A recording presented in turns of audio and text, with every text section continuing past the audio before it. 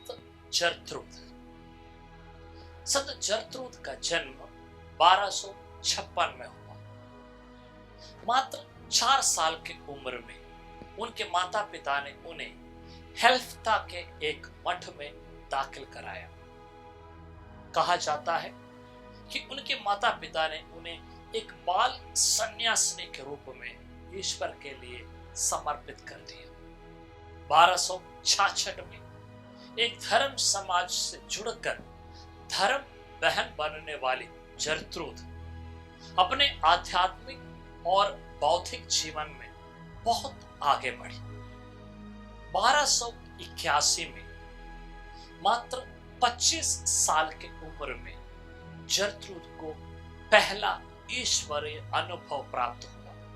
कहा जाता है कि उसके बाद उनके मृत्यु के समय तक उन्हें नियमित रूप से ईश्वरीय दर्शन प्राप्त होते थे और ये ईश्वरीय दर्शन उनके जीवन को बदल डाला।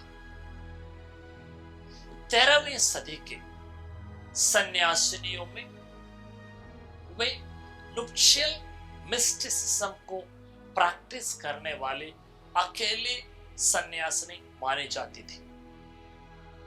नुप्शियल मिस्टिसिज्म से मतलब है कि उसने ईसा मसीह को अपने दुल्हे के रूप में स्वीकार कर लिया। मिसा बलिदान में वो यूं भाग लेती थी मानो वो उनके शादी के मिसा है। उनके ईश्वरीय दर्शनों को बटोर करके एक किताब के रूप में प्रकाशित किया गया है जिसका नाम है रेवलेशंस ऑफ सेंट जरत्रूद। उन्होंने एक दर्शन के दौरान संत योहन से पूछा कि आपने ईसा मसीह के पवित्र हृदय के बारे में मानव जाति को क्यों नहीं प्रकट किया।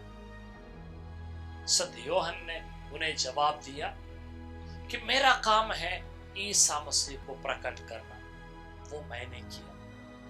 ईसा मसीह का अनुभव करने वाले व्यक्ति का जिम्मेदारी है कि वो प्रभु के करीब आए और प्रभु के पवित्र हृदय के भेद को समझे। उन्होंने अपने ईश्वरीय अनुभव को एक स्पिरिचुअल डायरी में बखूबी लिखकर रखा। वे मरे हुए विश्वासियों के लिए इतने चिंतित थे कि उनके पाप क्षमा प्राप्त करने के लिए प्रार्थनाएं करती थी, त्याग के कार्य किया करती थी। 17 नवंबर 1302 में जरत्रूद का देहांत हुआ। संत जरत्रूद धर्म बहनों के संरक्षिका संत माने जाते हैं। क्रिस्त को जानना, उसको अनुभव करना और उस अनुभव में बढ़ते रहना, यह हर विश्वासी के लिए सबसे फलदायक रास्ता है। हम इस महान संत के मध्यस्थता से प्रार्थना करें कि हम ईश्वरीय अनुभव में आगे बढ़ेंगे। उस अनुभव के द्वारा हम ईश्वर के तरफ आगे बढ़ते हुए ईश्वर से एक हो जाए।